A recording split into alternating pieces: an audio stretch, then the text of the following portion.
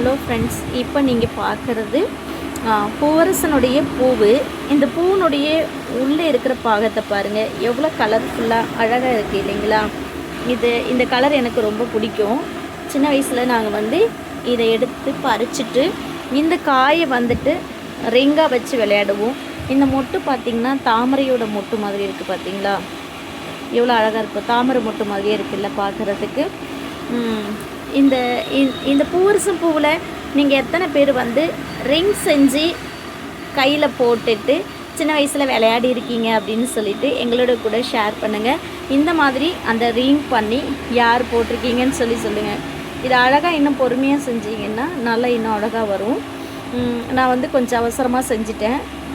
அழகாக ஒரு ரிங் பாருங்கள் கையில் இந்த மாதிரி செஞ்சுட்டு அதோடைய வாரையே நம்ம கைக்கு என்ன பண்ணணும், ரிங்காக ரெடி பண்ணணும். ஒரு ரப்பர் பேண்ட் மாதிரி ரெடி பண்ணிவிட்டு நம்ம என்ன பண்ணிக்கலாம், அதில் அந்த பூவை அழகாக செய்யணும். செஞ்சு இதெல்லாம் இந்த இதழெல்லாம் ஒரு பாகமாக உரித்து எடுத்துட்டு அதை அழகாக அந்த ரவுண்ட் ஷேப்பில் செஞ்சிங்கன்னா உங்களுக்கு நல்ல ஒரு அழகாக கலர்ஃபுல்லான ஒரு பூவரசம் பூவில் ஒரு ரெடிமேட் மோதிரம் கிடைக்கும். இயற்கையான ஒரு மோதிரம் கிடைக்கும்.